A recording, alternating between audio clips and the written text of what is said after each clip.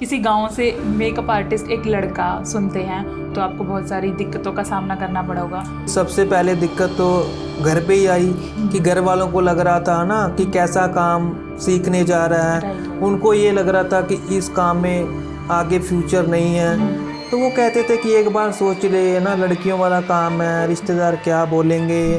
बड़े बड़े सेलिब्रिटी के साथ काम जी किया होगा, मैम। तो उनके साथ काम करने में और छोटे आर्टिस्ट के साथ काम करने में मतलब क्या डिफरेंस है? कितना प्रोफेशनलिज्म वो फॉलो करते हैं या नहीं करते हैं? मतलब दोनों के साथ काम करके आपको बहुत कुछ सीखने को मिलता है। जो छोटा आर्टिस्ट होएगा वो हमारी ज़्यादा रिस्पेक्ट करेगा। अगर बड़ा शूट कर रहे हैं, कोई बड़ा एक्टर है, अगर हमने इग्नोर किया तो कई बार डायरेक्टर चिल्लाता भी है, कई बार सारे क्रू के सामने हमें गालियाँ भी सुननी पड़ती है।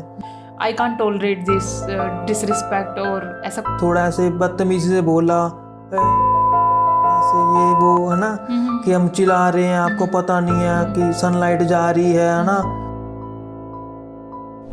इस लाइन में ये होता है, सबको बहुत जल्दी आगे बढ़ने की होती है। जो वो काम मैंने 10-15 हज़ार में करना है वो नेक्स्ट टाइम 2-3 हज़ार में वो काम कर लेता है। सबसे हायर किस में होता है? मूवीज आर्टिस्ट में या फिर वेडिंग में या फिर गाने में या देखो, जो पैसा है वो सबसे ज़्यादा है वेडिंग लाइन में। जो एक नॉर्मल क्लाइंट है ना, उसकी सोच ये बन गई है कि इसके इंस्टा पे फॉलोवर कितने हैं। देखो, फॉलोवर आजकल सब फेक भी मिल जाते हैं। आजकल आपके टैलेंट की वैल्यू कम है। मैंने कई ऐसी ब्राइड भी देखी है जिन्होंने बहुत टॉप के जो मेकअप आर्टिस्ट हैं उनको बुक किया। कई मैंने रोती रोती ब्राइडल भी देखी जो अपनी शादी वाले दिन रो रही है। मेकअप में आपका आर्ट तो काम आता ही आता है, उसके साथ साथ प्रोडक्ट का भी जो है ना काफ़ी फ़र्क पड़ता है। आपने देखा होगा कईयों के पिंपल हो जाते हैं, कईयों की स्किन खराब हो जाती है। तो मेरे हिसाब से अगर आपको अच्छा काम करवाना है तो अच्छा पे करना ही पड़ेगा। अपना यूके गए, कैरी ऑन जट्टा 3 मूवी करी, फिर उसके बाद मौजा ही मौजा मूवी करी। तो ये चीज़ें मैंने कभी सोची नहीं थी कि मैं कभी वहाँ तक जा पाऊँगा। तब बोल देते हैं कि वो गे टाइप होते हैं या गे बन जाते हैं, ऐसा मैंने सुना है।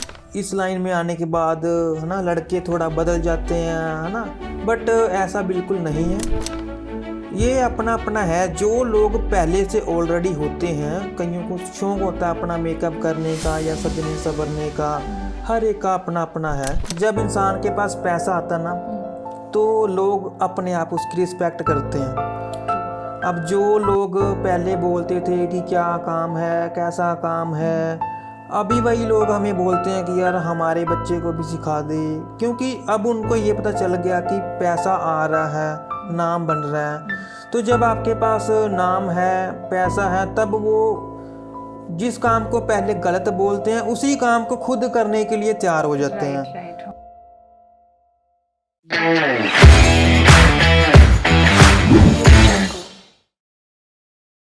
नमस्कार, मैं रवीना पुडीर आप सभी लोगों का हमारे पॉडकास्ट बैक स्टेज स्टोरीज में स्वागत करती हूँ।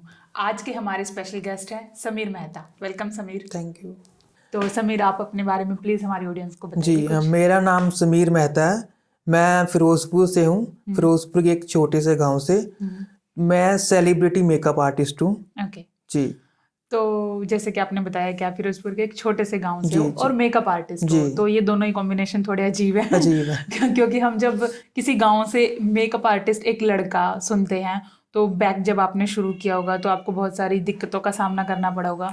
तो आप मतलब कैसे कैसे दिक्कतों का सामना करना पड़ा और कैसे आप उन चीज़ों से निकले? जी, दिक्कतें काफ़ी आई। जैसे कि सबसे पहले दिक्कत तो घर पे ही आई कि घर वालों को लग रहा था ना कि कैसा काम सीखने जा रहा है। राइट। उनको ये लग रहा था कि इस काम में आगे फ्यूचर नहीं है।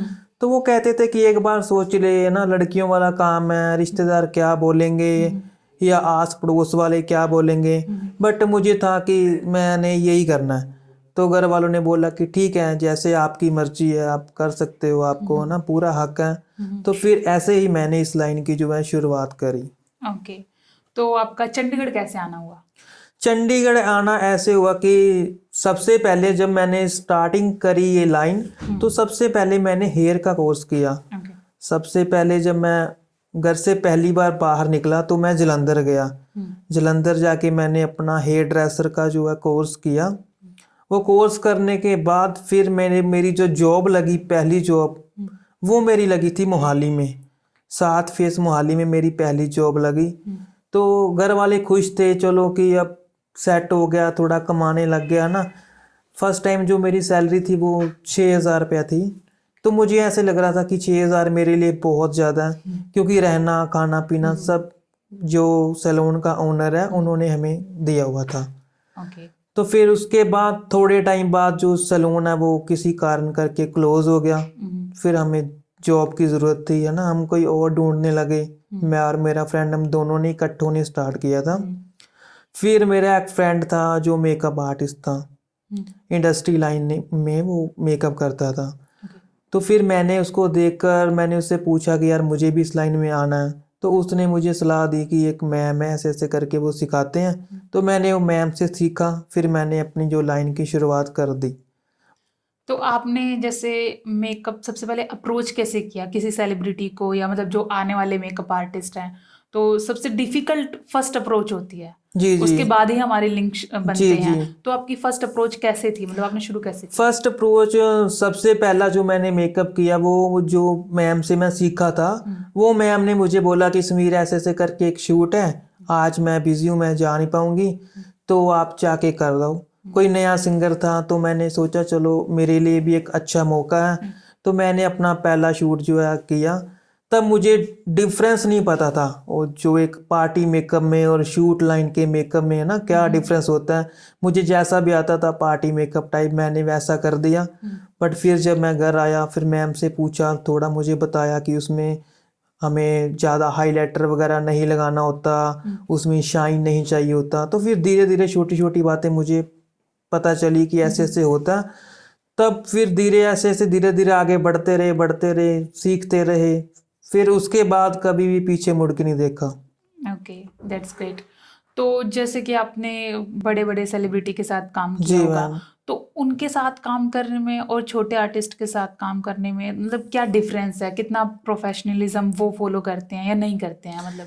देखो डिफरेंस तो काफ़ी है। दोनों के साथ काम करके आपको बहुत कुछ सीखने को मिलता है। ये होता है कि हमें लगता है कि अगर हम बड़े आर्टिस्ट के साथ काम करेंगे तो हमारा प्रोफाइल जो अच्छी होएगी, है ना, हमारा नाम होएगा।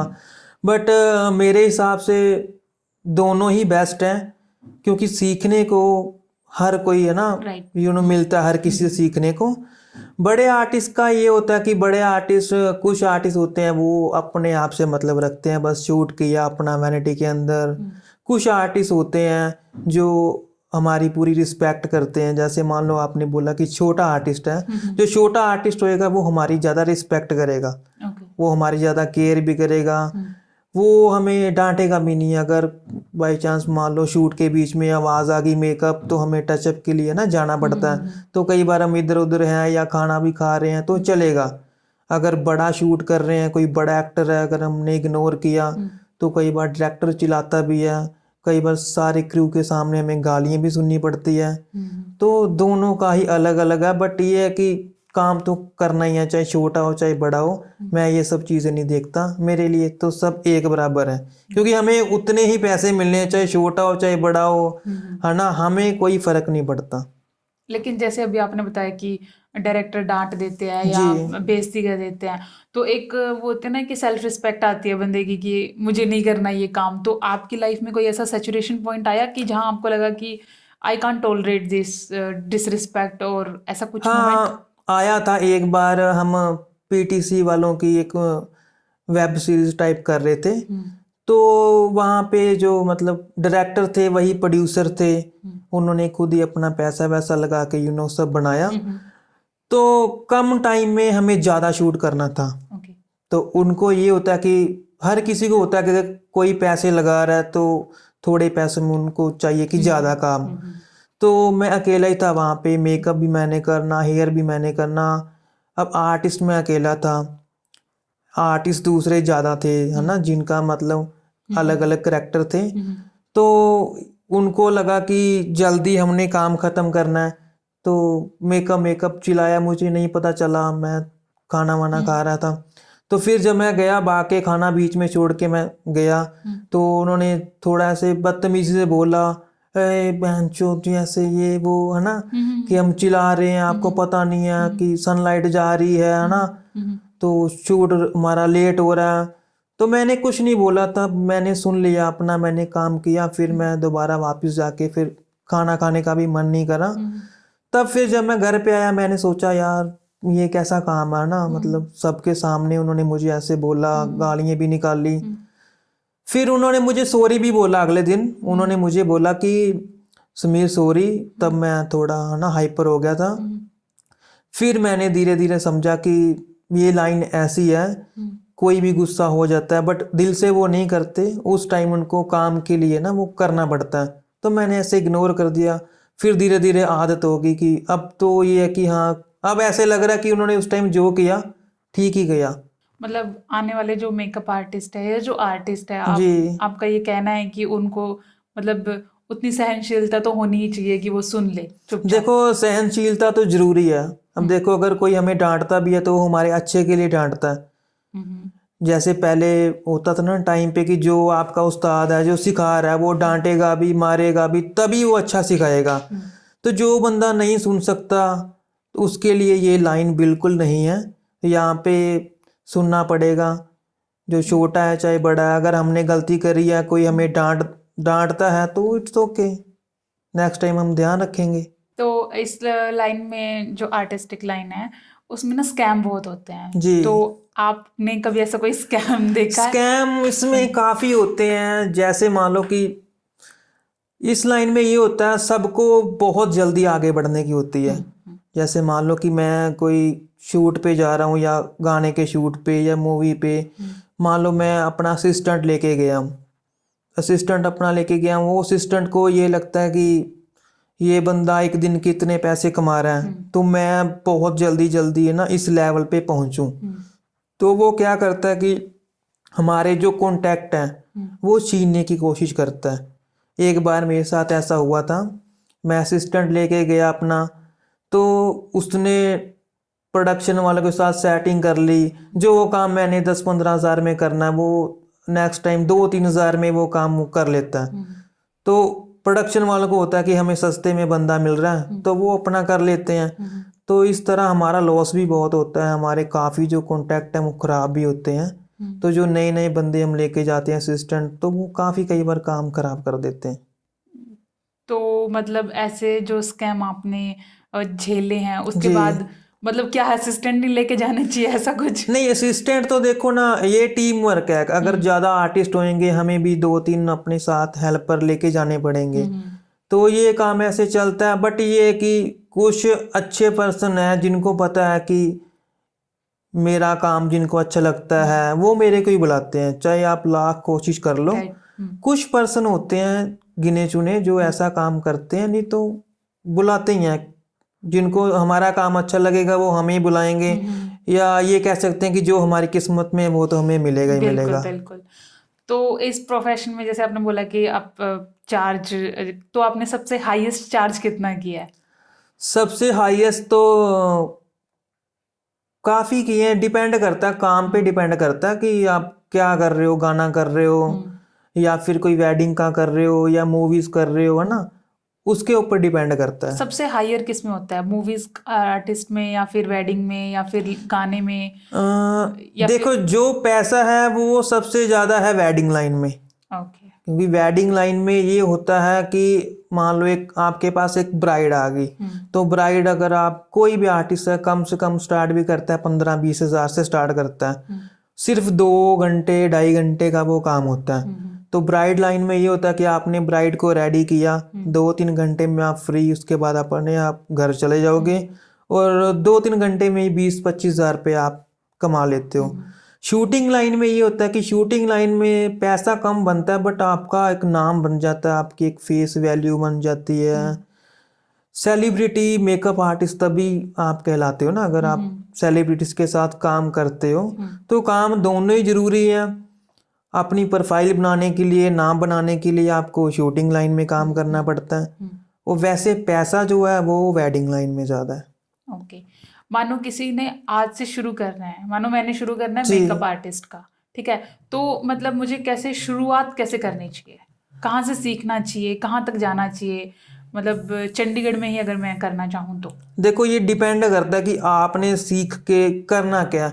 मेकअप में भी काफ़ी चीज़ें, अगर आपने वेडिंग लाइन में काम करना है या आप अकेला शूटिंग लाइन में करना चाहते हो तो उसके ऊपर डिपेंड करता है। हम्म, मतलब इसमें यह है कि अगर आपने स्टार्टिंग करनी है तो मेरे हिसाब से अच्छा सीखने की ज़रूरत है। आपको अच्छी नॉलेज होनी चाहिए, प्रैक्टिकल के साथ आपको थ्योरी की भी नॉलेज होनी चाहिए, हर एक प्रोडक्ट की नॉलेज होनी चाहिए कि कौन सा प्रोडक्ट किसके लिए सही है, किसके लिए सही नहीं है। तो मेरे हिसाब से आपको एक अच्छी एकेडमी से स्टार्ट करना चाहिए, जहाँ पे आपको प्रोडक्ट से लेके हर एक चीज़ थ्योरी प्रैक्टिकल करवाते हैं, क्लाइंट से कैसे बात करनी है, A to Z जहाँ पे चीज़ें सिखाई जाती ना, वहाँ से शुरुआत करनी चाहिए। ओके। तो मतलब जैसे कि आजकल ना घर से ही मैंने बहुत सारे लोगों को जी देखा है जी जो घर पे ही सीख के इंस्टाग्राम पे चले जाते हैं कि वो मेकअप कर लेते हैं, और मतलब अगर किसी के अच्छे फॉलोवर्स होते हैं तो उसने ना भी सीखा हो तो भी वो चल जाता है। तो इंस्टाग्राम का कितना इन्फ्लुएंस है इस आर्टिस्टिक जी, उसमें, ये काफ़ी मेकअप अच्छा क्वेश्चन किया आपने।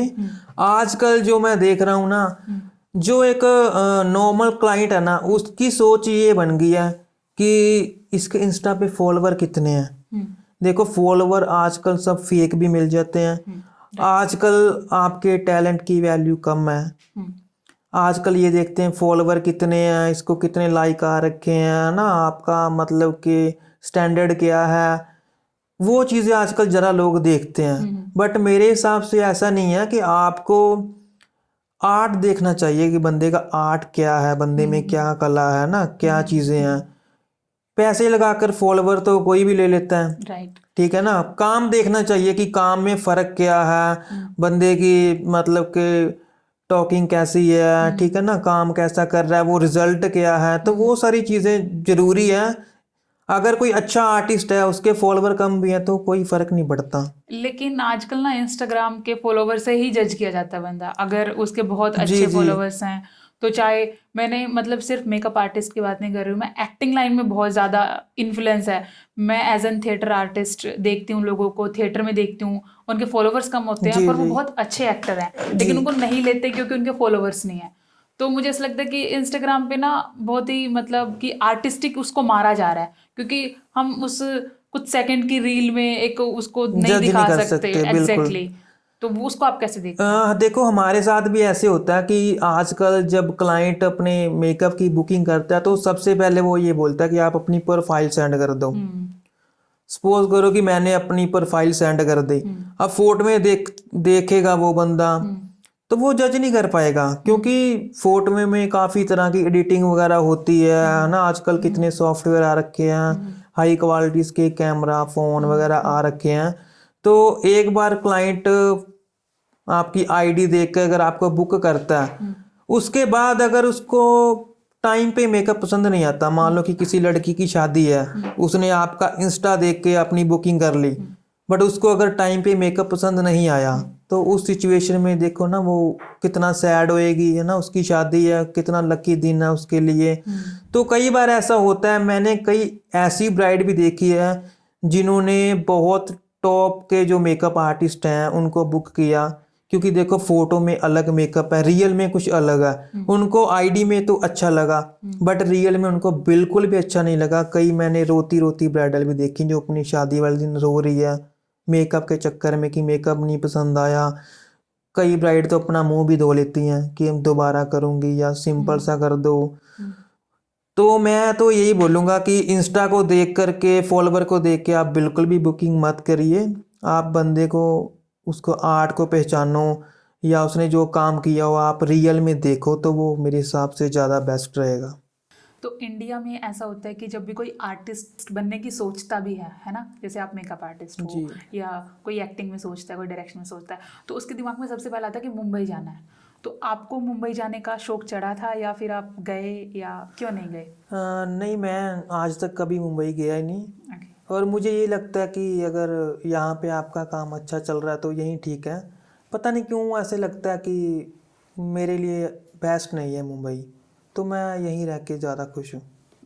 पर मतलब क्यों नहीं, लाइक एक बार तो ट्राई करना चाहिए। ट्राई करना चाहिए, बट जैसे सुना कि वहाँ की लाइफ है जो है ना वो काफ़ी बिजी है, भाग दौड़ वाली, तो अपने को काम के साथ थोड़ा रिलैक्स भी चाहिए। फिर यहाँ पे ये होता है कि जैसे मैं घर से बाहर रहता हूँ तो कभी भी घर पे आना जाना पड़े ना तो जा सकते हैं। मुंबई में मुझे ये लगता है कि थोड़ा सा घर वालों से दूर हो जाऊँगा। आपकी लाइफ में ऐसा कोई टफेस्ट फेज रहा है जहाँ आपको लगा कि मुझे इस लाइन को छोड़ना चाहिए या मैं आगे कंटिन्यू नहीं कर पाऊंगा, ऐसा कुछ? हाँ, एक टाइम आया था ऐसा। हुआ ये था कि तब मैं इस लाइन में नया नया अभी आया ही था, तो मेरे जो ब्रदर है, छोटा ब्रदर था, उनकी डेथ हो गई थी। तो कुछ भी समझ नहीं आ रहा था कि एकदम से कि क्या हो गया। तो फिर ऐसे लगा था कि यार अब पीछे मैं अकेला ही रह गया हूँ, है ना। तो मुझे ये लगा था कि अब शायद सब कुछ ख़त्म हो गया। तो मुझे ऐसे लगा था कि अब मुझे घर पे ही रहना है। तब सोचा नहीं था कि कंटिन्यू आगे कर पाऊँगा इस लाइन को। फिर घर पे गया, घर वालों ने थोड़ा समझाया कि चलो जो होना था वो हो गया। तो फिर मुझे चांस मिला कि दोबारा से कंटिन्यू करने का, फिर किया और आज बढ़िया चल रहा सब। ओके। तो इस लाइन में आपकी अचीवमेंट्स क्या क्या हैं? मतलब आपको ऐसे लाइफ में कोई विज़न था जो आपने अभी प्राप्त कर लिया है, या फिर अभी भी कुछ है कि मुझे यहाँ तक पहुँचना है? क्योंकि जब भी हम कोई किसी चीज़ को शुरू करते हैं तो एक विज़न होता है कि यहाँ तक पहुँच के हम ख़त्म कर देंगे, तो ऐसा कुछ है आपका विज़न? देखो, कुछ सपने पूरे हुए हैं, बट कहते ना कि इंसान जैसे जैसे आगे बढ़ता है तो ऐसे लगता है कि और आगे जाना है ना। ऐसे कभी भी नहीं सोचना चाहिए कि जो चाहिए था वो मिल गया, क्योंकि अगर हम ऐसे सोचते हैं तो फिर हम आगे ग्रो नहीं कर पाते हैं ना, वहीं पे रुक जाते हैं। राइट। तो इस लाइन में मैंने आके काफ़ी कुछ अचीव किया है। जैसे कि सबसे पहले अपनी गाड़ी ली, है ना। कभी सोचा नहीं था कि अपनी गाड़ी ले पाऊँगा, है ना, खुद पैसे कमा के। तो क्योंकि बैकग्राउंड इतना स्ट्रांग नहीं था, तो अपनी गाड़ी ली, फिर धीरे धीरे और मेहनत करी, फिर आज अपना घर भी ले लिया है। तो काफ़ी अच्छा लगता है, बट अभी और बहुत आगे जाना है, यहाँ पे अभी बस नहीं करनी। ओके। तो आपने जैसे बड़े बड़े सेलिब्रिटी के साथ जी। काम किया, तो मतलब ऐसा कोई फनीएस्ट किस्सा है आपके पास कि मतलब कि जो आपको लगे कि वो बड़ा फनी हो गया था, जो आप शेयर करना चाहते हो? देखो, फनी भी हुआ था, और उसमें आपको मैं बताता हूँ। अभी रिसेंट फिल्म करी थी हमने, कैरी ऑन जट्टा, और दो फिल्में थी, कैरी ऑन जट्टा 3 और एक मौजा ही मौजा। तो वहाँ पे सोशल मीडिया पे भी वो काफ़ी वायरल था। एक आर्टिस्ट है संगा भाजी, तो कुछ पाकिस्तानी आर्टिस्ट थे, नासिर चिन्योटी जी, है ना, एक दो आर्टिस्ट पाकिस्तानी थे। तो नासिर चिन्योटी जी ने ना मुझे बुलाया कि मेकअप, मैं कहा हाँ जी सर। हमारा शूट चल रहा था अपना लंदन में, तो उन्होंने ना मुझे नेल कटर मुझसे मांगा नेल काटने के लिए। तो मैंने उनको नेल कटर दे दिया। तो देखते ही देखते ना वहाँ पे संगा भाजी आ गए। तो संगा भाजी ने भी अपने नेल कट किए। तो जैसे ही उन्होंने नेल कट किए तो है ना, गिप्पी बाजी ने देख लिया कि वो नेल काट रहे हैं। तो सारा उन्होंने एक प्लान किया कि हम इनके साथ ना एक प्रैंक करते हैं। तो एक जो हमारे प्रोडक्शन में थी, है ना, वो लड़की थी, तो वो उधर काफ़ी आना जाना था, तो उन्होंने सारा मिलजुल के एक अपना कर लिया कि ऐसे ऐसे करके हम इनके साथ प्रैंक करेंगे। तो उन्होंने ना एक उनको एसएमएस भेजा, तो फेक एसएमएस उनको दिखा दिया। तो उन्होंने ये बोला कि संगा बाजी आपने यहाँ पे है ना अपने नेल कट किए थे? तो कह रहे मैंने किए थे। कह रहे किस किस ने किए थे? वो कह रहे मैंने, कुगी बाजी कह रहे मैंने भी किए थे, है ना। तो वो कह रहे कि आपको पता है कि यहाँ पे नेल कट करना एक बहुत बड़ा गुनाह है। तो वो संगा बाजी डर गए। तो कैसे गुनाह, कैसे? कह रहे एक बार किसी अंग्रेज का ना डॉग ऐसे घूम रहा था, तो उन्होंने नेल खा लिया, तो उसकी डेथ हो गई थी। तो उसके बाद यहाँ पे जो नेल कट करना वो ना बैन है। अच्छा। तो ऐसे ऐसे पूरा प्रैंक कर दिया, उनको पूरा डरा दिया। तो फिर वो रोने लग गए संगा बाजी, तो कह रहे मेरे पास इतना कुछ है नहीं है, क्योंकि गिप्पी बाजी ने बोल दिया था कि ये अब हमें शूटिंग ना आगे नहीं करने देंगे कंटिन्यू, और काफ़ी फाइन भी लगेगा, और हमारा वीज़ा वगैरह भी सब कैंसिल हो जाएगा। तो आप मानोगे कि संगा बाजी को इतना रुला दिया था ना, कुकी बाजी ने भी पूरी एक्टिंग करी, चलो जितना मेरे से हो पाएगा मैं उतने पैसे दूंगा। तो उन्होंने काफ़ी ज़बरदस्त जो उनके साथ प्रैंक किया, मतलब इतना कि उन्होंने गाड़ी भी निकाल ली थी कि वापस जाने के लिए, कि एयरपोर्ट तक चलते हैं वापस, सब खत्म हो गया, अब इतना पैसा हमारा डूब गया ये वो। तो फिर उनको लास्ट में आके बता दिया कि इनको बता दो, ये ना हो कि कहीं इनको है ना कि कुछ हो ना जाए। तो फिर उनको पता चला कि ये उनके साथ प्रैंक हो रहा था बहुत बड़ा। तो संगा बाजी ने ये बोल दिया था, कह रहा मेरे पास तो इतने पैसे कैश पड़े हुए हैं, इतने का मेरा घर है, मैं अपना बेच दूंगा सब। तो ऐसा एक प्रैंक हुआ था। Okay okay.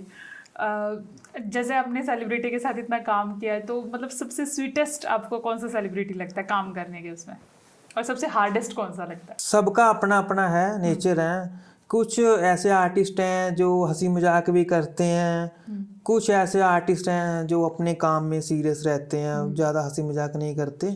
सब अपनी अपनी जगह ठीक है मेरे हिसाब से। तो जैसे कुग्गी बाजी हो गए, पल्ला जी हो गए, करमजीत अनमोल जी हो गए, गिप्पी बाजी भी अब बहुत मजाक करते हैं, तो अच्छे लगते हैं, क्योंकि फन भी होना चाहिए काम के साथ साथ। अगर सीरियस होके काम करेगा तो बंदा बोर हो जाता है। राइट राइट जी। जैसे कि इस लाइन में बहुत सारी चीज़ें हैं ना, एज एन आर्टिस्ट हमें बहुत बॉदर करती हैं। जी। तो आपको ऐसी कोई मेकअप आर्टिस्ट में मेकअप वालों की या फिर दूसरे बंदों की ऐसी कोई चीज़ें हैं जो आपको बहुत बॉदर करती हैं, you want to change that, ऐसा कुछ है? हाँ है, काफ़ी चीज़ें हैं। देखो, एक तो बात ये कि हम जो आर्टिस्ट हैं ना, हमारा कोई टाइमिंग नहीं है। जैसे कोई खाने पीने की टाइमिंग नहीं है, आने जाने की कोई टाइमिंग नहीं है, किसी भी टाइम जाना पड़ता है हमें। हमारा बैग, हमारी वैनिटी ना हमेशा पैक ही रहती हैं। तो कई बार ये होता है कि गुस्से गुस्से में कभी हमें सुनना भी पड़ता है, कभी किसी डायरेक्टर की सुननी पड़ती है, कभी आर्टिस्ट हम पे गुस्सा हो जाते हैं। तो काफ़ी दिक्कतें आती हैं, बट ये है कि काम है तो करना तो है ही। ऐसे बोलते हैं ना कि जैसे इस फील्ड में ना लिंक बहुत वो होते हैं, जैसे कईयों के ग्रुप बने होते हैं, वो ग्रुप से बाहर काम ही नहीं करते, तो ऐसे वो अपने ही एक्टर लेते हैं, ऐसे वो अपना मेकअप आर्टिस्ट भी लेते हैं। तो कोई अगर नया मेकअप आर्टिस्ट ट्राई करे तो वो कैसे उस लिंक में आ सकता है, उसको तोड़ सकता है ग्रुप को? देखो, लिंक तोड़ना आजकल बहुत आसान भी है, कह सकते हैं। किसी भी मेकअप आर्टिस्ट के साथ आप जा सकते हो। अगर किसी ने मान लो नई शुरुआत करनी है, तो वो पहले पहले किसी भी मेकअप आर्टिस्ट के साथ एज ए असिस्टेंट जाता है। तो असिस्टेंट जाके वहाँ पे उसका भी नंबर ले लिया, उसका भी नंबर ले लिया, है ना। फिर वही रेट ख़राब कर दिया कि मैं सस्ते में कर दूंगा। क्योंकि एक बार अगर आप 1-2 शूट पे जाते हो तो काफ़ी आपको लिंक मिल जाते हैं। प्रोडक्शन वालों के मिल गए, एडी का मिल गया, या सीधा अपना सिंगर का लिंक मिल गया, ऐसे भी हो जाता है। तो लिंक तोड़ना आजकल आसान है, बट मेरा मानना ये है कि अगर आपका काम अच्छा तो कोई भी आपका लिंक ख़राब नहीं कर सकता। जैसे मेरे काफ़ी पुराने लिंक हैं, 5-5 साल हो गए मुझे, 6-6 साल एक ही डायरेक्टर के साथ काम करते हुए। हालांकि मैं कई बार बिज़ी होता हूँ, मैं असिस्टेंट को या किसी और मेकअप आर्टिस्ट को भेज भी देता हूँ, बट नेक्स्ट टाइम फिर वो मुझे ही कॉल करते हैं कि आप ही आना। तो अगर आपका काम अच्छा है, आपकी बॉन्डिंग अच्छी है, तो कोई भी बंदा आपका ना लिंक नहीं तोड़ सकता। राइट। मतलब कि गुड मेकअप और बैड मेकअप में कैसे हम डिफरेंशिएट करते हैं, और ये जो कम पेमेंट और ज़्यादा पेमेंट वाले आर्टिस्ट होते हैं वो कैसे होते हैं? हाँ, ये काफ़ी अच्छा क्वेश्चन किया आपने, क्योंकि आजकल हर किसी को होता है कि उसको कम पैसों में अच्छी चीज़ मिल जाए। तो कुछ क्लाइंट होते हैं वो कंपेयर करते हैं कि फलाना बंदा तो 5,000 में कर रहा है, वो तो 2,000 में कर रहा है। तो देखो, मेकअप का जो है, मेकअप में आपका आर्ट तो काम आता ही आता है, उसके साथ साथ प्रोडक्ट का भी जो है ना काफ़ी फ़र्क पड़ता है। अब एक प्रोडक्ट है, मान लो एक फाउंडेशन है, वो 500,000 की आ रही है। अब एक फाउंडेशन है वो 8,000, 10,000, 15,000 की आ रही है। तो उनमें कुछ तो फ़र्क है ना। हमारा जैसे काम है मेकअप करना, मान लो हमने मेकअप कर दिया, बट जो क्वालिटी है वो तो प्रोडक्ट ही देगा ना। तो जो क्लाइंट है वो ये चीज़ नहीं समझते, क्योंकि जितना महंगा हम प्रोडक्ट लगाएंगे, जितनी उसकी अच्छी क्वालिटी होगी, फिनिशिंग उतनी ही अच्छी आएगी। हमें मेकअप करने में टाइम उतना ही लगता है, बट अगर प्रोडक्ट अच्छा नहीं होगा, थोड़े टाइम बाद वो काला हो जाएगा। मेकअप कई बार काला पड़ जाता है या कई बार मेकअप फट जाता है। तो मेरे हिसाब से कि क्लाइंट को समझना चाहिए कि अगर बंदा कम पैसों में काम कर रहा है तो ऑब्वियस प्रोडक्ट जो है वो घटिया ही यूज़ करेगा। उसके बाद फिर पछताना ही पड़ता है अगर आप घटिया प्रोडक्ट यूज़ करोगे। आपने देखा होगा कईयों के पिंपल हो जाते हैं, कईयों की स्किन खराब हो जाती है। तो मेरे हिसाब से अगर आपको अच्छा काम करवाना है तो अच्छा पे करना ही पड़ेगा। Okay, good. जैसे कि इस फील्ड में ना मुझे जो बहुत लोग मिलते हैं, तो अभी जैसे मैं बहुत फ्रेशर हूँ इस जी, फील्ड के जी। लिए, तो वो लोग ऐसे बोलते हैं कि जैसे मान ले किसी ने मुझे कुछ ऑफर किया, ड्रिंक और समथिंग, तो आई सेड कि नो, मैं स्मोक नहीं करती, मैं ड्रिंक नहीं करती। तो दे सेड कि कोई कोई बात नहीं, कुछ टाइम के बाद करने लगेगी, ये फील्ड ही ऐसी है, जी। इसमें सब लोग ऐसे करते हैं, है ना। तो मतलब मुझे ऐसा लगता है कि ये इतना स्ट्रेसफुल वर्क है कि या तो आप कुछ ड्रिंक स्मोक करते हो या आप रिलीजियस और स्पिरिचुअल हो जाते हो। तो आप कैसे इंसान हो? हाँ, देखो इस लाइन में स्मोक वगैरह करना, ड्रिंक वगैरह करना ये आम बात है, बट ज़रूरी नहीं है कि हर एक बंदा करे। कुछ लोग होते हैं, जैसे मान लो कुछ आर्टिस्ट हैं या जो मुंबई से आते हैं मोस्टली, उनमें लड़का लड़की का फ़र्क नहीं देखते। वो लड़कियां भी सिगरेट पीती है, लड़का भी पीता है, लड़कियां भी ड्रिंक करती है ना।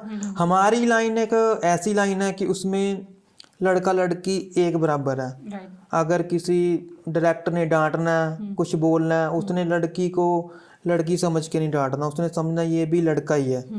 तो करते हैं कुछ लोग अपना ड्रिंक वगैरह, कुछ लोग ड्रिंक करके भी सेट पे आ जाते हैं। स्मोक तो नॉर्मल सी बात है, बट मेरे हिसाब से काम के टाइम पे आपको ये चीज़ें नहीं करनी चाहिए। घर पे आप कैसे भी करो, वो आपकी मर्जी है। कुछ जैसे मेकअप आर्टिस्ट होते हैं या लड़का लड़की कुछ भी, वो एक दूसरे को देख के स्मोक करना स्टार्ट कर देते हैं। उनको लगता है कि शायद cool लग रहा है। हाँ कि है ना, फैशन है कि हाँ, ऐसे। हाँ, हाँ। कुछ लोग इस फील्ड में ना स्ट्रेस रिलीफ करने के लिए ड्रिंक स्मोक करते हैं, और कुछ लोग स्पिरिचुअल और रिलीजियस पाथ फॉलो करते हैं। जी, जी। तो आप कौन सा पाथ फॉलो करते हैं? मैं रिलीजियस ही करता हूँ, क्योंकि मैं भगवान में काफ़ी विश्वास रखता हूँ। जब भी मुझे लगता है कि काफ़ी मैं टेंशन में होता हूँ, कुछ है ना आगे का रास्ता नहीं दिखाई देता, तो मैं अपना आंखें बंद करके शिव भगवान का नाम लेता हूँ। तो मन ही मन में ओम नमो शिवाय प्रॉपर ऐसे करता हूँ, तो काफ़ी सुकून मिलता है, माइंड रिलैक्स हो जाता है। तो अपने आप ही मुझे रास्ता मिल जाता है कि हाँ मुझे ये आगे करना चाहिए। मेरे हिसाब से वो इसी वजह से होता है कि जब आपका माइंड रिलैक्स हो जाता है तो आपको आगे का अपने आप ही है ना दिखाई देने लग जाता है। कोई ऐसा मोमेंट रहा है आपकी लाइफ में जहाँ आपको लगा हो कि ये अगर भगवान ना होता तो शायद ये चीज़ ना होती, या वो बहुत ख़राब हो चुकी होती, ऐसा कुछ हुआ? हाँ, ऐसे हुए हैं एक दो बार। मतलब कि चमत्कार जैसे हम है ना कहते हैं कि चमत्कार। मेरे साथ ऐसा हुआ कि जैसे मैंने कभी सोचा नहीं था कि मैं कभी है ना इंडिया के बाहर जाके जैसे काम कर सकता हूँ। तो शुरू से ही मन में ये था कि बस एक बार बाहर जाना है, इंडिया से बाहर ट्रैवल करना है। खुद के पास इतने पैसे तब थे नहीं कि है ना जाएं बाहर घूमने। तो इस लाइन में आने के बाद सब कुछ मिला, बहुत कुछ मिला। एक बार ऐसे ही अपना फ्रेंड से बात कर रहा था, वो भी मेकअप आर्टिस्ट था।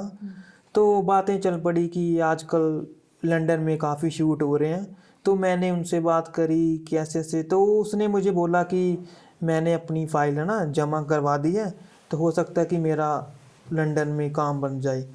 तो मैं घर आया तो मैं सोचा यार काश मैं भी जा पाता ना। तो मैंने ऐसे ही मैसेज कर दिया, मैंने लड़के को मैसेज किया कि सर ऐसे ऐसे करके मेरे पास पासपोर्ट वगैरह है, एक दो मेरे छोटी कंट्री के वीज़ा भी लगे हुए हैं, तो अगर मेरा कुछ बाहर का फिल्म वगैरह होगा ना, लंदन का मैंने सुना आने वाली है, तो आप मुझे बताना। तो कह रहे ठीक है, उसने सिर्फ बोला ओके। तो मुझे लगा चलो नॉर्मल सी बात है, ओके करके छोड़ दिया। फिर एक दिन सुबह सुबह मैं उठा तो उसका मुझे फ़ोन आया कि समीर कहाँ पे है। मैं कहा सर मैं अपने पीजी में हूँ। तो कह रहा अपने सारे डॉक्यूमेंट लेके ना मेरे सैलून पे आ जा। तो मैंने फटाफट डॉक्यूमेंट लेके मैं उसके सैलून पे गया। हम कैफ़े में गए, प्रॉपर डॉक्यूमेंट सारा स्कैन वगैरह करवा के तो मैंने अपनी फ़ाइल उनको दे दी। तो थोड़े टाइम बाद उसने मेरे को बोला कि आज बायोमेट्रिक है। तो हम अपना गए बायोमेट्रिक करवाने, पासपोर्ट वगैरह हमारे वहाँ पे हो गए। तो उसके बाद वेट कर रहे अब है ना, वीज़ा आएगा नहीं आएगा। तो एक ना कन्फ्यूज़न होगी जो मेरे नाम के पीछे सर्टिफिकेट के पीछे सरनेम नहीं लगा हुआ और पासपोर्ट पे लगा हुआ है। तो वो कह रहे हैं ऐसे ऐसे हो सकता है तेरा वीज़ा ना आए क्योंकि नाम को लेकर के कुछ इशू आ सकता है। मैं कहा चलो अब आ गया तो आ गया, नहीं तो फिर है ना आगे देखा जाएगा। तो फिर ऐसे ही अचानक कॉल आती है कि आपका वीज़ा आ गया। तो जब हम गए पासपोर्ट है ना लेने गए, वहाँ पे स्टैंप लगी हुई यूके की स्टैंप लगी थी। तो बहुत खुशी हुई। फिर उसके बाद अपना यूके गए, कैरी ऑन जट्टा 3 मूवी करी। फिर उसके बाद मौजा ही मौजा मूवी करी। तो ये चीज़ें मैंने कभी सोची नहीं थी कि मैं कभी वहाँ तक जा पाऊँगा। तो ये मेरे हिसाब से भगवान का एक तरह का चमत्कार ही है। और ये बड़ी बात है कि जिस बंदे ने मेरे को बताया था कि मैं जाने वाला हूँ, मेरी फाइल, वो नहीं गया, उसकी जगह पे मैं चला गया। तब उसको कहीं ना कहीं लगता भी है कि तू मेरी जगह गया, बट कहीं ना कहीं किस्मत की बात है। तो इसीलिए मैंने आपको बोला कि मेरे लिए मुझे लगता है कि ये चमत्कार है और ये शिव की वजह से ही हुआ है। ओके। जैसे कि बाहर काम करना, मतलब आउट ऑफ इंडिया जाके काम जी। करना और इंडिया में काम करना, इन दोनों में क्या डिफरेंस होता है? ये बहुत अच्छा आपने क्वेश्चन किया।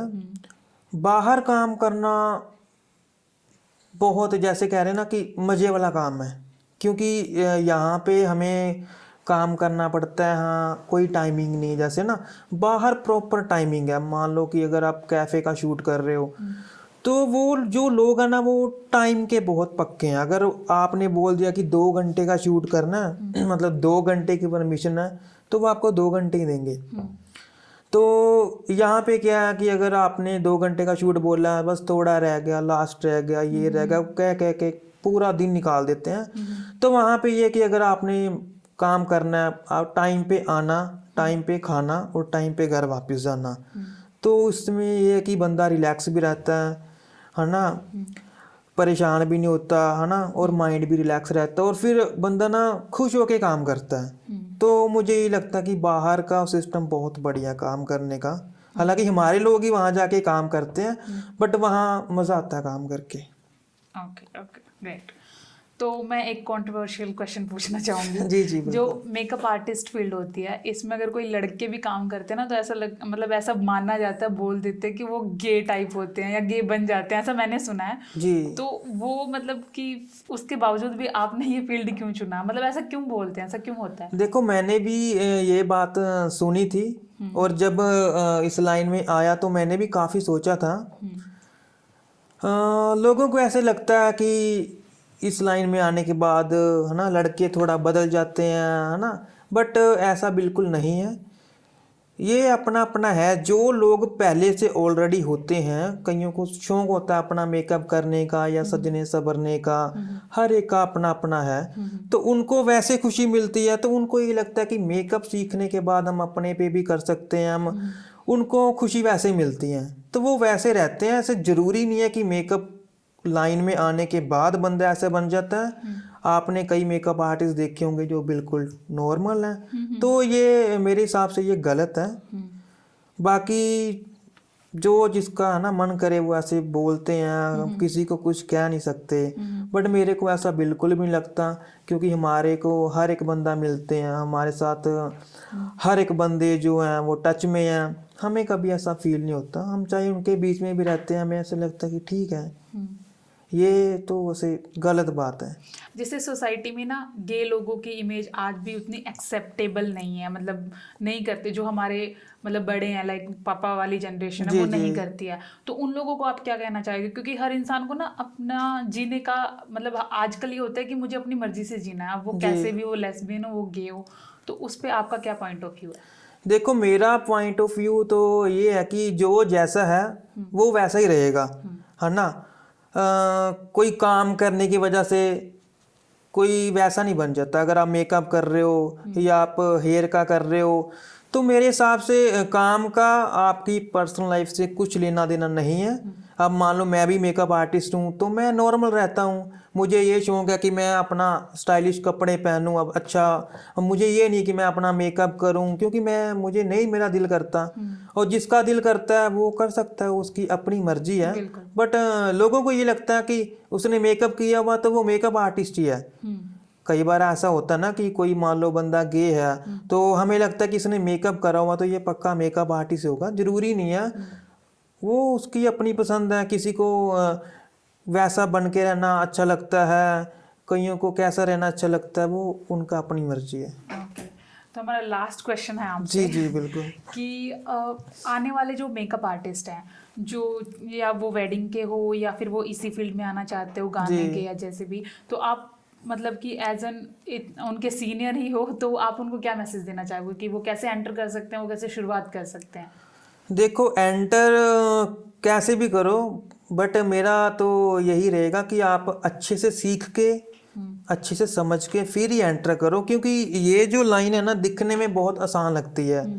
जैसे मैं आपको बताता हूँ कि कुछ लोग मुझे बोलते हैं, कुछ मेरे फ्रेंड्स भी हैं ना जो स्कूल टाइम के, वो जब मेरी फोटोज़ देखते हैं, जब रील्स देखते हैं, मैं मान लो मॉडल्स के साथ हूँ, हम फोटो खिंचवा रहे हैं, आपस में खा पी रहे हैं, तो उनको लगता है कि यार तेरी लाइफ बड़ी मज़े वाली है ना, लड़कियों के बीच में रहता है, खाना पीना ना, सेलिब्रिटीज के साथ रहना, तो उनको बहुत इजी लाइफ लगती है। तो जो आजकल मेकअप आर्टिस्ट ज़्यादा बढ़ रहे हैं, इसी वजह से बढ़ रहे हैं कि उनको ये लगता है कि इंडस्ट्री लाइन में बहुत मज़े हैं और बहुत पैसा है। ऐसा बिल्कुल नहीं है। पैसा ज़रूर है बट उसके साथ साथ आपकी मेहनत भी बहुत है। अभी हमें कभी भी निकलना पड़ता है, सुबह 4 बजे हो चाहे 5 बजे हो, हमारा जाने का टाइम होता है, आने का कोई टाइम नहीं होता। राइट। ना ही हमारा कोई खाने का टाइम होता है। अभी एक बंदा घर पे बैठा है, आराम से अपना लंच कर रहा है, डिनर कर रहा है, हमारा कोई पता नहीं, लंच डिनर इकट्ठा ही हो, है ना। तो इस लाइन में जो इस लाइन के जो पीछे मेहनत है ना, वो नहीं दिखती लोगों को। लोगों को दिखता है पैसा, वो उनको इंस्टा से फेसबुक से वो देख लेते हैं, बट हमें हर किसी की बातें भी सुननी पड़ती है। कितने कितने दिन हमारी नींद भी नहीं पूरी होती, कई बार फेस पे स्वेलिंग भी आ जाती है ना, कई बार भूखा भी रहना पड़ता है। सर्दी हो गर्मी हो, हमें हमेशा काम करना ही पड़ता है। राइट। तो इस लाइन में मेहनत बहुत ज़्यादा है। जिस बंदे को लगता है कि हाँ अभी मैं काम करूँगा, मेहनत करूँगा, उसके लिए मुझे कुछ भी करना पड़े, तो वो ही इस लाइन में एंटर करे। जिनको लगता है कि 1-2 घंटे काम करके बाद में मज़े हैं, फोटो में खींच ली, रीलें बना ली, उनके लिए ये लाइन नहीं है।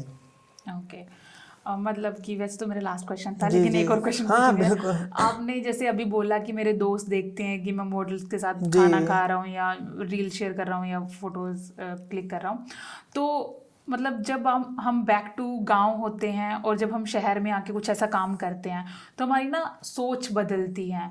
जैसे शायद आप अगर उनकी जगह होते और आपका कोई दोस्त कर जी रहा होता तो आप भी शायद यही बोलते जो वो आज बोल रहे हैं। तो उस टाइम की सोच में और आज की सोच में, जब आप आर्टिस्ट बन चुके हो, लड़कियों के सराउंडिंग रहते हो, जी जी वो उतना नहीं रहते हैं, तो उनकी सोच और आपकी सोच में कैसा फर्क है, मतलब आप क्या देखते हो? देखो सोच तो ये है कि एक तो मेरे हिसाब से जब इंसान के पास पैसा आता ना तो लोग अपने आप उसकी रिस्पेक्ट करते हैं। ट्रू। अब जो लोग पहले बोलते थे कि क्या काम है, कैसा काम है, अभी वही लोग हमें बोलते हैं कि यार हमारे बच्चे को भी सिखा दे, क्योंकि अब उनको ये पता चल गया कि पैसा आ रहा है, नाम बन रहा है। तो जब आपके पास नाम है, पैसा है, तब वो जिस काम को पहले गलत बोलते हैं उसी काम को खुद करने के लिए तैयार हो जाते हैं। राइट। और उनको फिर वो काम अच्छा भी लगता है। तो मेरे हिसाब से काम सारे ही बढ़िया हैं, बट आपका जो है ना एक लक्ष्य होना चाहिए कि हाँ मुझे ये काम करना है। तो काम कोई भी सही गलत नहीं है। लोग अब हमेशा बोलेंगे आपको, चाहे आप कुछ भी कर लो, ये नहीं करना वो नहीं करना, बट जब आप कामयाब हो जाते हो तो वही लोग फिर आपके पीछे पीछे घूमते हैं कि हमें भी ये करवा दो, या काश मैंने पहले ना बोला होता, है ना, ये सब चीज़ें होती। तो ये थे समीर मेहता। मुझे तो इनके साथ पॉडकास्ट करने में बड़ा मज़ा आया। मैं आशा करती हूँ कि आपको भी सुनने में बड़ा मज़ा आएगा। तो ऐसे ही बहुत सारे पॉडकास्टों को सुनने के लिए हमारे चैनल बैक स्टेज स्टोरी को सब्सक्राइब करें। Thank you so much.